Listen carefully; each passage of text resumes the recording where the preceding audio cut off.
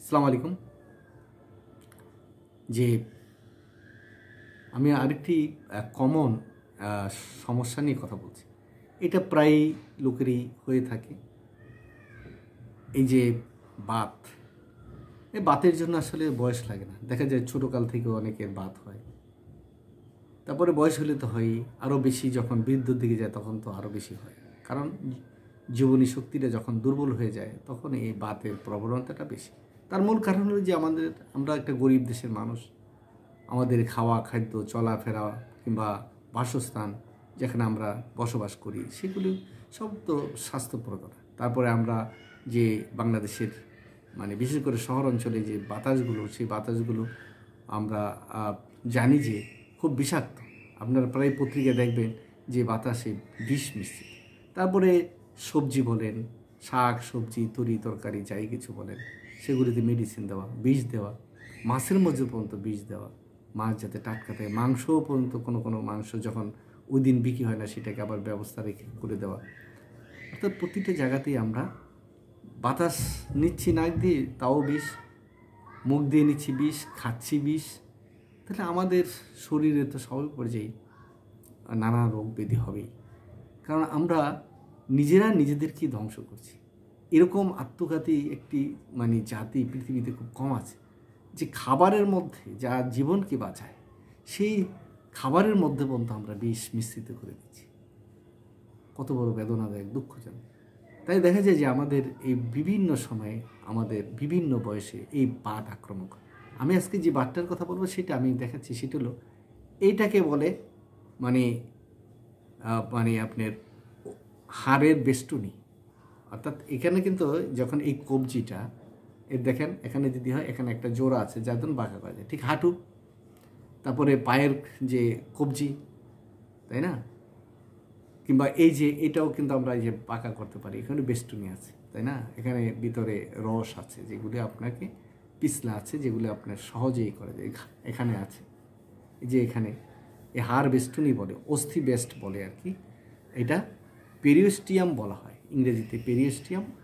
এগুলি দেখবেন যে ব্যথা করে। এই ধরনের ব্যথা বেদনা যার আছে তার জন্য হোমিও একটি ওষুধ আছে চমৎকার। সেই ওষুধটা যদি আপনি খেতে পারেন তাহলে অচিরেই এই রোগটা চলে যাবে। আর যদি একটু ভালো করে চিকিৎসা করেন, ভালো ডাক্তারে যান, তাহলে হয়তো আর দীর্ঘদিনের জন্য আপনি ভালো থাকবেন। কারণ হোমিও ওষুধ প্রতিনিয়ত খেতে হয় না। যেমন আমরা অ্যালোপ্যাথিতে প্রেশারের জন্য সারা জীবন বলে যে খেয়ে দিতে হবে, হার্টের হলে খেতেই থাকি 5টা 7টা করে, তাই না? নানান সমস্যা এরকম আমরা কন্টিনিউ করতে থাকি ওই রোগটা।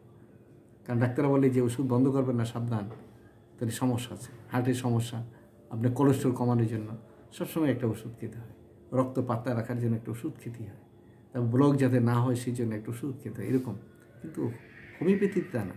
যদি আপনার হোমিওপ্যাথিতে দেখা যায় যে আপনি একটু ভালো বোধ করতেছেন, তাহলে ওই ওষুধটা স্টপ করে দিতে হয়, যে না আর খেতে হবে না, অর্থাৎ আপনি সুস্থতা চলে গেলেন। এটা হলো প্রাকৃতিক চিকিৎসা। প্রকৃতির থেকে এই ওষুধটা তৈরি, এবং প্রকৃতি আপনাকে বলে দিচ্ছে যে না, আমি এনাফ তোমার জন্য, আমি ভিতরে ঢুকেছি, প্রতিদিন প্রতিনিয়ত তোমার রক্তে বিভিন্ন জায়গায় আমি ঘোরাঘুরি করে অনেক দিন ওখানে বেঁচে আছি, তোমার যে সমস্যা সেই সমস্যার সমাধান, এবং নতুন করে যাতে আসতে না পারে আমি প্রোটেকশন দেবো, বাধা দেবো। এর নাম হলো হোমিওপ্যাথি। খুব একটা অবহেলা করার জিনিস না। যারা জানেন, যারা এর গভীরে বোঝেন, যারা পড়ালেখায় করেছেন যে হোমিও কী, তাহলে তারা কিন্তু কখনোই হোমিওর বাইরে চিকিৎসা, হ্যাঁ যেগুলো জরুরি আছে, অপারেশন করতে হবে, এখনই হার্ট অ্যাটাক হয়েছে, তাই না, সেই সমস্ত ক্ষেত্রে যে এই অপারেশন না করলে কিংবা এখন একটা তড়িৎ কোনো ব্যবস্থা না করলে আপনাকে মৃত্যুর মুখোমুখি হতে পারে, সেক্ষেত্রে আপনি অবশ্যই একটা হাসপাতালে গেলেন, সেখানে আপনি অ্যালোপ্যাথি কিংবা অন্য যে কোনো একটা চিকিৎসার মধ্যে গেলেন। তো যখন দেখবেন যে কোনো একটি জিনিস অনেক দিন যাবৎ আছে কিন্তু আপনার মৃত্যু ঝুঁকিটা খুব কম, সেক্ষেত্রে হোমিও ওষুধটা আপনি ট্রাই করে দেখবেন, ভালো থাকবেন আমি নিশ্চিত। যে ওষুধটার কথা বলছিলাম, যে এই যে হাড়ের এই যে পেরিস্টম যেটা আমরা বলি, যে এই হাড়টা, এই চামড়াটা কিন্তু এই হাড়টাকে ধরে রেখেছে, তাই না? আমরা এটা নাড়াচাড়া করতে, ঠিক হাঁটু, পায়ের কবজি, তারপরে এই যে এটা উঠানামা করতে পারতেছি, তাই না? এই ব্যথাগুলো যদি হয় তাহলে আপনার ফাইটোলক্ষা, এবং সেটা যদি না হয় কেলিয়ায়োট। আবার কখনো কখনো দেখা যায় যে রাস্টক্স এবং ব্রানিয়ার মধ্যবর্তী হচ্ছে আপনার ফাইটোলক্ষা। যদি এই ওষুধগুলি খান তাহলে আপনার ভালো থাকবে। ধন্যবাদ বন্ধুরা, ভালো থাকবে।